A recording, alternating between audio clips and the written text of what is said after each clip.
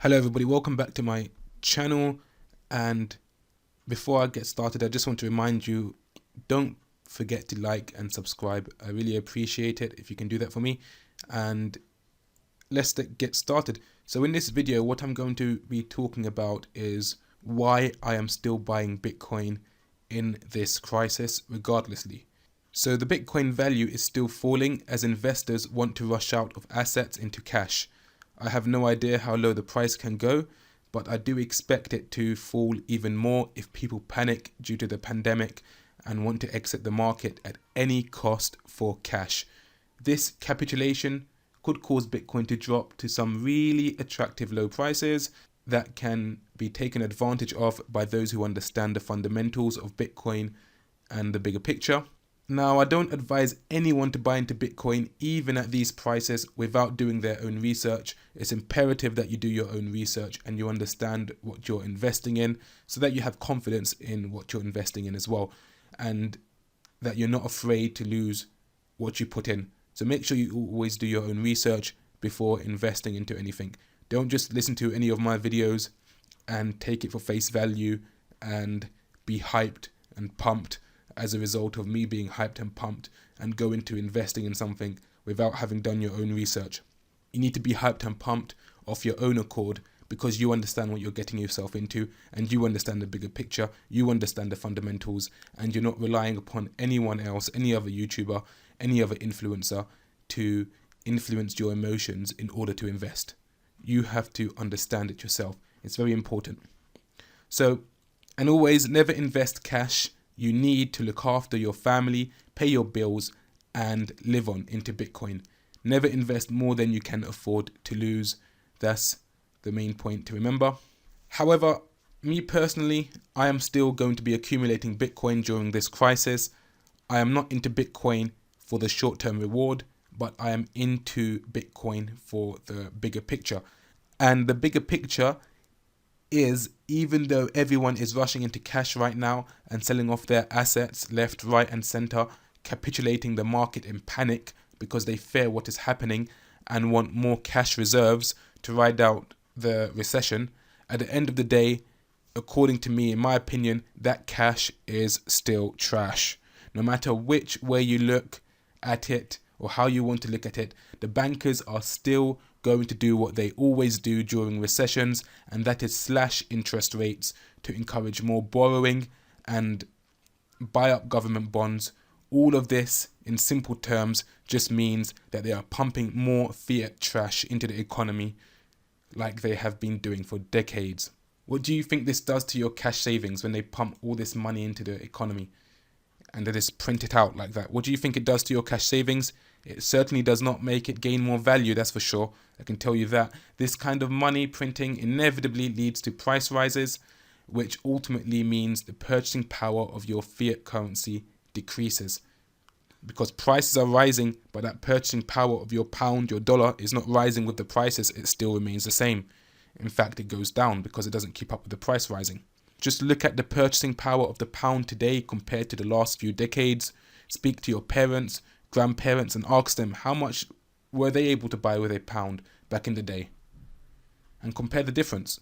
I guarantee you they were able to buy more with their pound than you can buy today, and that goes for the dollar or any other fiat currency out there because they are all being printed into oblivion. It is actually insane when you see this kind of devaluation of a currency happening in plain sight, but at the same time the masses are still valuing it as something worth valuing. Now we're going to look at this chart and I just want to show you, compare the prices or the value of £1,000 in 1960 compared to today.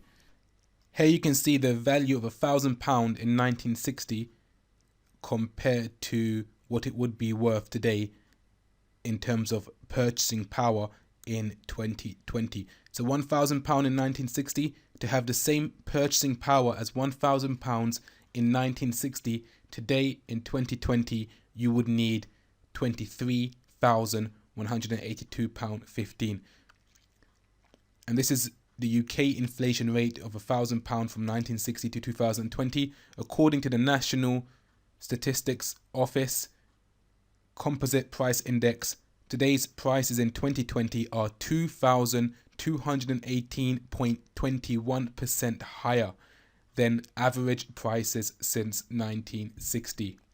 The British pound experienced an average inflation rate of 5.38% per year during this period, meaning the real value of a pound decreased.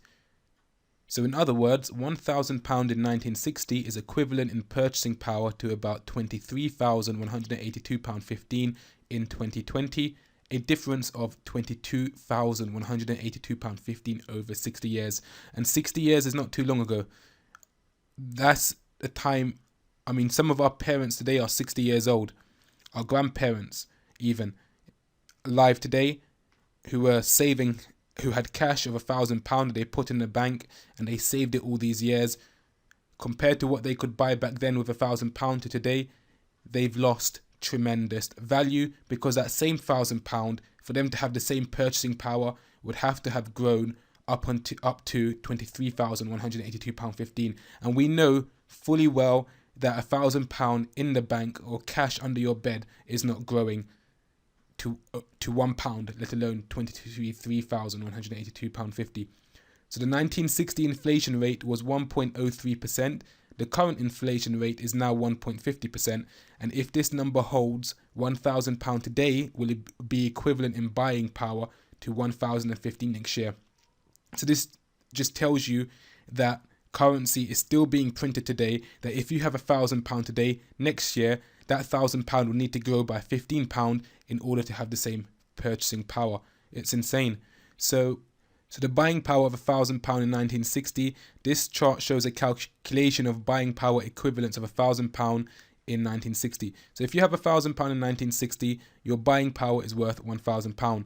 And as time goes by, as the years go on, 1970, you need £1,488 to have the same buying power. We go to 1980, you need £5,370 up until we reach 2020, and you need £23,182 to have the same purchasing power as your £1,000 in 1960. So as you can see, your buying power is actually decreasing, because that £1,000 needs to grow in order to be able to buy the same amount of things it did in 1960.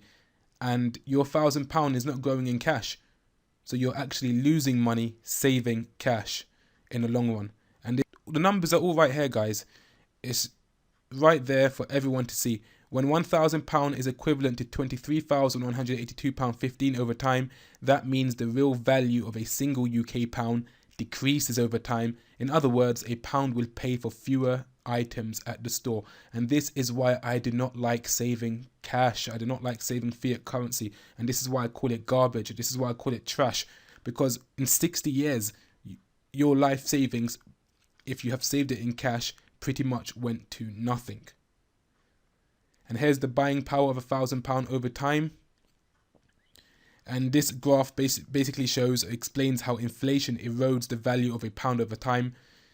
And as you can see here, in 1960, you have £1,000, and this is what inflation has done to the value of your pound over time up until we reach 2019, and that £1,000 is equivalent to £42.70 as a result of inflation and buying power. So the £1,000 that if you had saved it in 1960 up until 2019, if you're comparing the purchasing power, what you could buy today is similar to £42.70. What you could buy at £42.70 compared to what you could have bought in 1960 with £1,000. And that's as a result of inflation. And that inflation is basically prices going higher as a result of money printing. And money printing destroys the purchasing power of every single pound in existence. It destroys its purchasing power. It makes it lose value. And that means you can buy less things each time with your pound. And here it shows you the inflation rate from 1960 all the way down to 2020. So the year 1960, you have £1,000. The inflation rate that year was 1.03%. And as you can see, 1961, the inflation rate increased to 3.46%. So look at them manipulating with the market. And as we go further down, you see it jumps higher. In 1971, the inflation rate was 9.44%. That's crazy. 7.13%, 9.10%. In 1974, the inflation rate was 16.04%, and you would need £2,209, and that's like 14 years later, to have the same value and purchasing power of the £1,000 you had in 1960. And oh my days, look at 1975, 24.24% inflation rate. 1976, 16.54% inflation rate. Wow, the 70s were crazy when it came to inflation. 15.85, 1977 inflation rate, and it continues. 1980, 17.99% inflation rate. You see how your wealth was just getting destroyed if you're saving it. Now, the same amount of money you would need to have the same purchasing power as that £1,000 in 1960 and 1980 is 5,370, and it continues. It goes on and on and on up until we get to the year 2020, where you need £23,182.15, and the inflation rate is 1.50%, and that's what you need now to have the same purchasing power as that £1,000 in 1960. Now tell me why. Can anybody explain to me why does it make sense to value cash, to put your money in cash and to save cash, when this is what's happening to it every single day, every single year, every single decade, from the past up until now and in the future? This is what's happening to your currency. If you save cash, you're losing money. This is why, while investors may feel comfortable with cash now, how long are they going to feel comfortable with it for? The bankers are just going to continue to dump billions and trillions of it into the economy, which is only going to destroy the purchasing power of our fiat currency. Then what? All those scarce supply assets like Bitcoin, gold and silver that are being liquidated for cash right now will start to look very attractive again, and people will do what they always do when they fear their cash losing its value, and that is simply rush back into FOMO buying scarce supply assets that they are now dumping for cheap. So they're dumping it now for cheap, but when they see that their cash is being devalued as a result of all this money printing and dumping into the economy, they are just going to FOMO buy back into those same scarce supply assets that they now want to get rid of. It's insane, right? And this, my friends, is why I'm going to continue to buy Bitcoin, one of the most scarcest supply assets in the world, with just 21 million coins to ever exist, compared to all the trillions of dollars that have already been printed out there. The main feature Bitcoin, gold and silver have in common is that they are all scarce in supply. All these three asset classes are scarce in supply, and they all have demand for different reasons. And don't forget that, people. Government issued fiat currency, on the other hand, has no end to its supply. It's just printed into oblivion. Saving fiat currency in the long run would screw you over so bad, just as it screwed over your parents or grandparents if they saved fiat currency, pounds, dollars, these last 50 years. If any of your grandparents saved their fiat currency in the last 50 years, as I have shown you in the charts, you have seen what has happened to their wealth and how it's devalued and how they are actually losing money by holding fiat currency, compared to if they had invested it in something of value like gold and silver. They would have preserved their wealth, to say the least. So be smart, always look at the bigger picture and understand what is happening now and what is going to happen with fiat. There is nothing to be worried about right now that Bitcoin is falling, nothing that I am personally worried about, to be honest, because the fundamentals of Bitcoin have not changed at all. It is still a superior monetary policy compared to our current monetary policy, which we have, where our supply, our currency is endless. It's manipulated by private bankers. Bitcoin, on the other hand, is fixed. The supply is fixed, and nothing beats that when you know the supply is only ever going to be 21 million, never more. We even know the inflation rate of Bitcoin each year up until it reaches that 21 million cap. So nothing beats that as a monetary policy. Bitcoin, the fundamentals, it is a better monetary policy. Times like this, it is where millionaires are made in the future as well, where people are scared. They're selling off their assets. They're causing the market to crash. They're running into cash, and people that have that spare cash that they're able to invest and buy up these scarce supply assets, and they're in it for the long run. They understand the fundamentals, where things are going. It's times like this where millionaires are made from these opportunities today, and that's why I am personally continuing to invest regardless. I'm still stacking these scarce supply assets regardless. So make sure you have enough cash to get by and live, and to use for your day-to-day needs going forward. But me personally, I am not saving cash, which I consider as like trash, crap, as some kind of safe haven, valuable commodity, because it simply isn't.